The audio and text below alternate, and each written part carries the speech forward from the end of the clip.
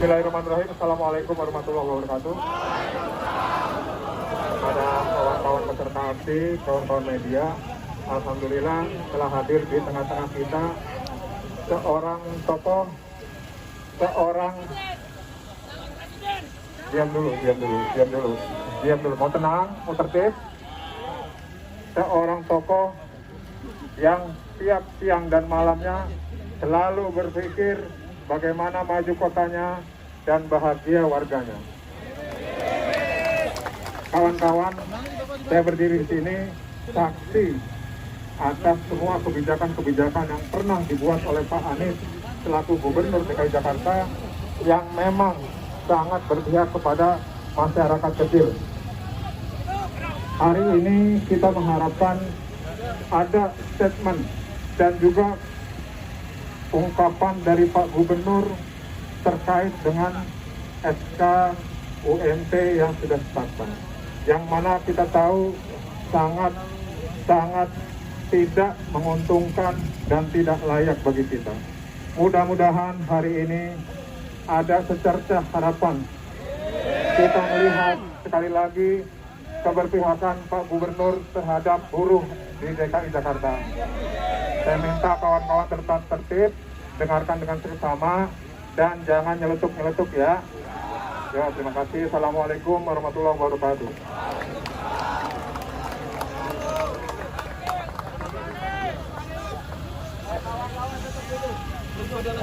Oleh, hidup buruh, hidup buruh, hidup buruh. Assalamualaikum warahmatullahi wabarakatuh. Teman-teman semua yang saya hormati, saya ingin mengulang pesan saya bahwa kita di Indonesia ini memiliki begitu banyak masalah, tantangannya banyak, tapi kita juga punya banyak orang-orang yang peduli untuk menyelesaikan masalah. Karena itu saya ingin sampaikan terima kasih teman-teman semua. Buruh jumlahnya ada ratusan ribu, ada jutaan. Tapi teman-teman memilih hadir ke sini untuk memperjuangkan nasib buruh. Terima kasih. Terima kasih.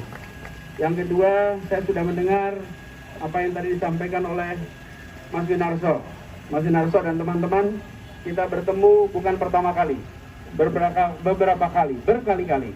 Dan kita memang ingin agar semua yang di Jakarta bisa merasakan kesejahteraan. Termasuk buruh, betul? Kita semua ingin itu. Jadi kami pun punya pandangan yang sama, teman-teman. Boleh saya cerita ya? Boleh ya. Jadi minggu lalu kami mengirimkan surat kepada Menteri Tenaga Kerja. Kami melihat PP 36 yang formulanya diberikan untuk seluruh Indonesia. Kami semua terima formulanya, kami semua terima angkanya. Bila diterapkan di Jakarta, maka buruh di Jakarta hanya mengalami kenaikan sebesar Rp38.000. Betul? Kami pun melihat angka ini adalah angka yang amat kecil dibandingkan dengan tahun-tahun sebelumnya. Tahun 2021, tahun ini ketika kita putuskan tahun lalu, itu kenaikannya 3,2%.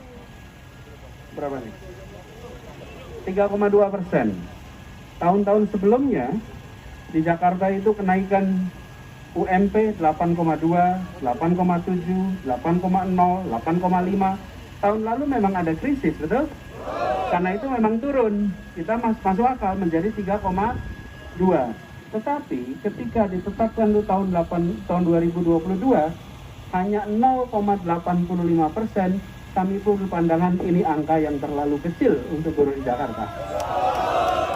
Jadi teman-teman semua, saya memang terbiasa bekerja untuk menyelesaikan masalah, bukan untuk mengumbar masalah. Betul? Jadi ketika ada ini, apa yang kita lakukan? Kita bersurat kepada Kementerian Tenaga Kerja.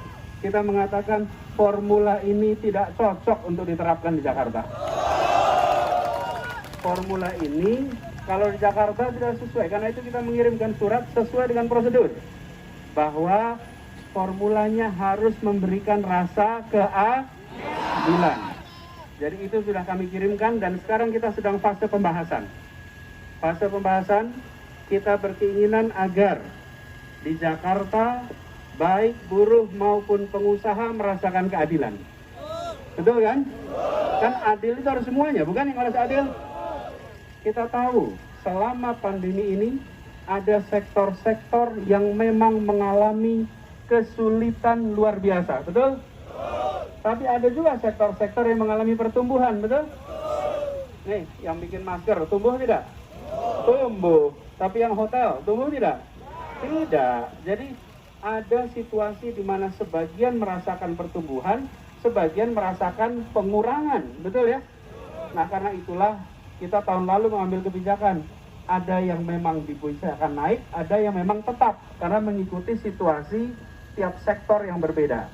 Jadi teman-teman sekalian, kami memahami dan saat ini kami sedang sama-sama memperjuangkan agar UMP di Jakarta naik lebih tinggi daripada yang formula yang ada sekarang. Okay? Dan itu sudah kita kirimkan karena kita harus bekerja mengikuti prosedur, betul tidak? Karena itu saya minta teman-teman semua sampaikan ini juga dengan tertib. Saya terima kasih bahwa teman-teman datang ke sini dengan tertib dan ini menjadi contoh bahwa memperjuangkan kebenaran dilakukan dengan cara yang benar, dilakukan dengan cara yang baik, dan biarkan buruh jadi contoh buat semuanya. Jadi teman-teman, Mas Winarso dan seluruh teman-teman KSPI, saya ingin sampaikan terima kasih. Kita hari ke depan akan bahas ini. Perlu saya sampaikan, tanggal 20 harus dikeluarkan. Kenapa harus dikeluarkan? Karena ketentuannya mengharuskan harus keluar keputusan gubernur sebelum tanggal 20. Bila tidak mengeluarkan, maka jadi melanggar.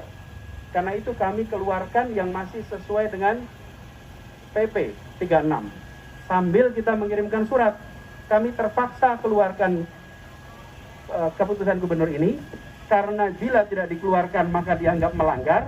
Tapi kami bilang ini tidak cocok dengan situasi di Jakarta, dan itu yang sudah kita lakukan. Jadi saya minta teman-teman bantu kepada kita untuk bisa sama-sama nanti membuat ini tuntas, dan semoga nanti kita akan dapat hasil yang optimal. Amin. Jadi nanti teman-teman semua, kita ingin agar kesepakatan segera bisa terbuat, segera terwujud, dan nantinya di Jakarta akan bisa merasakan keadilan. Karena ada yang berbeda Jakarta dibanding provinsi lain. Kalau di Jakarta itu UMP ditetapkan tidak ada upah minimum kabupaten dan kota, betul kan? Kalau di tempat lain berhenti di provinsi UMP-nya, lalu kabupaten kota masih bisa bikin keputusan, betul? Di Jakarta tidak bisa, dan itu yang membuat mengapa kita perlu membuat ini lebih baik daripada yang ada sekarang. Jadi teman-teman, kami paham, kami mengerti, dan kami perjuangkan sekarang, ya. Doakan ini bisa tuntas. Di satu sisi semua ketentuan terpenuhi, tapi di sisi lain keadilan terpenuhi. Itu harapannya.